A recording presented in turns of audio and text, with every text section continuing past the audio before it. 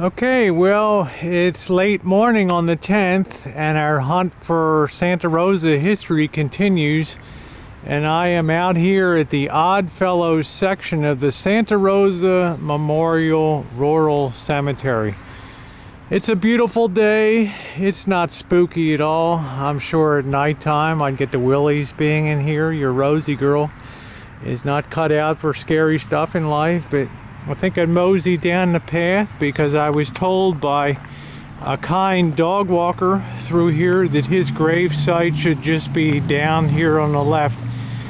Some interesting stuff about Robert Ripley, besides the fact he was born in my town and is a true Santa Rosan in the sense of being born and raised here, was his goal in life was really to be an athlete and a professional baseball player.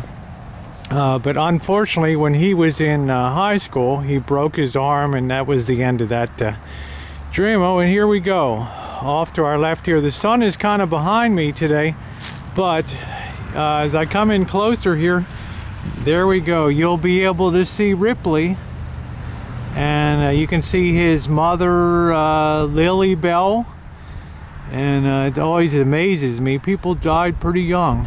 In that time. What was Lily Bell, 32, 42, about almost 50 years old or something like that by my gorilla math? I don't know. But there's Robert there, and what's really cool is you can see below his date of birth it says "believe it or not," and then it's signed Ripley.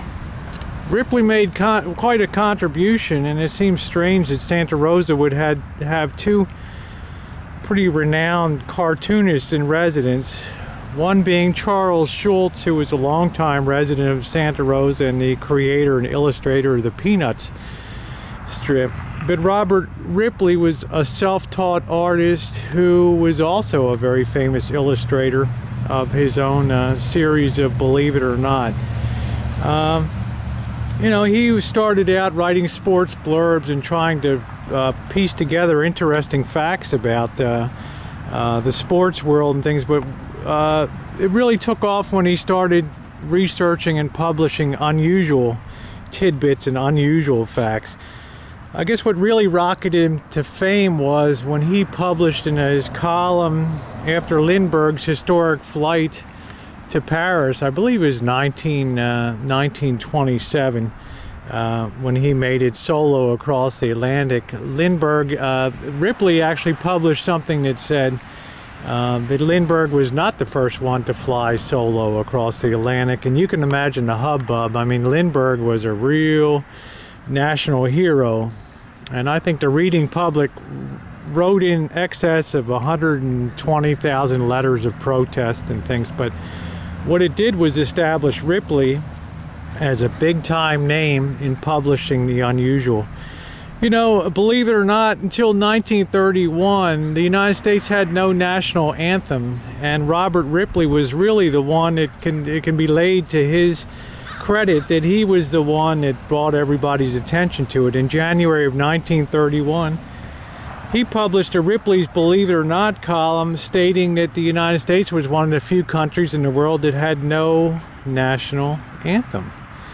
So it didn't take long until the public took up the pen again, and in excess of 170,000 letters were written to Congress protesting that. And although it seems inconceivable to us today, it only took 2 months for Congress to enact the Star-Spangled Banner as our national anthem in March of 1931. So believe it or not, every time that you sing the national anthem, you should really be thinking of Robert Ripley and his contribution to America. One more, believe it or not, they have his birthday listed here as 1890, and we know he was born on Christmas Day, but a lot of sources I have him born in 1893. So you know, he was relatively young when he died, as you can see, but his contribution to America lives on today through, believe it or not, museums and things. We have one more stop to make in downtown Santa Rosa to a tribute that was put up to him after his death, and one of the really cool featured, believe it or not. Okay, so I hope you enjoyed this stop at the Ripley Cemetery and find it as fascinating as I do. And we've got one more stop on the Ripley tour here today. Thanks, everyone.